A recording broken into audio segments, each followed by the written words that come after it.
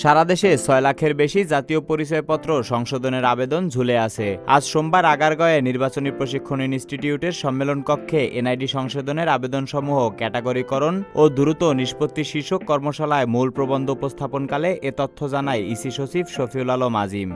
লিখিত বক্তব্যে ইসি সচিব জানায়, জাতীয় পরিচয়পত্র নাগরিকদের অতি গুরুত্বপূর্ণ দলিল। বিভিন্ন কারণে কিছু কিছু জাতীয় পরিচয়পত্রে ত্রুটি বিচ্যুতি রয়েছে। সংশোধনের আবেদনের তারিখ থেকে ৩০ কার্যদিবসের মধ্যে আবেদন নিষ্পত্তির বিধান রয়েছে। নির্বাচনী দায়িত্ব পালন সহ বিভিন্ন কারণে মাঠ পর্যায়ে কর্মকর্তারা ব্যস্ত থাকায় এনআইডি সংশোধনের আবেদন অধিকাংশ ক্ষেত্রেই যথাসময়ে নিষ্পন্ন করা সম্ভব না। এমনকি এক যুগেরও বেশি সময় ধরে আবেদনগুলো অনিষ্পন্ন রয়েছে। প্রক্রিয়াধীন আবেদনে সেন্ট ব্যাক টু সিটিজেন আবেদনের সংখ্যা ৯৮,৪৫৮টি। তদন্ত চাওয়া হয়েছে ৭৫,৭৮১টি আবেদনের। ইন্টারভিউর জন্য ২৫,৪৮৪টি, অন্যান্য তথ্য চাওয়া ৩৯,১৮০টি আবেদন সহ মোট ২,৩৮,৯০৩টি আবেদন রয়েছে।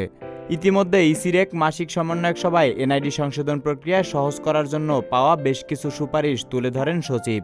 এর মধ্যে অনলাইনে দাখিলকৃত আবেদন ৫ কার্যদিবসের মধ্যে ক্যাটাগরি সম্পূর্ণ ক্যাটাগরি করার পর সংশ্লিষ্ট ক্যাটাগরির দায়িত্বপ্রাপ্ত কর্মকর্তারা ৩০ কার্যদিবসের মধ্যে তা নিষ্পত্তি করবেন।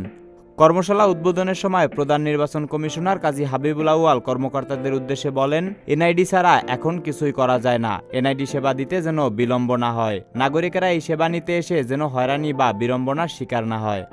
দ্বৈত নাগরিকত্বের বিষয়ে সিআইসি বলেন, বিলম্বে নাগরিকেরা এই সেবা পেতেন। যে দেশের নাগরিক হোক না কেন, বাংলাদেশের নাগরিক প্রমাণ করতে পারলে তিনি এনআইডি পাবেন। মন্ত্রণালয় থেকে দ্বৈত নাগরিকত্বের সনদ আনা অর্থহীন। তোফায়েল আহমেদ, সবার কথা।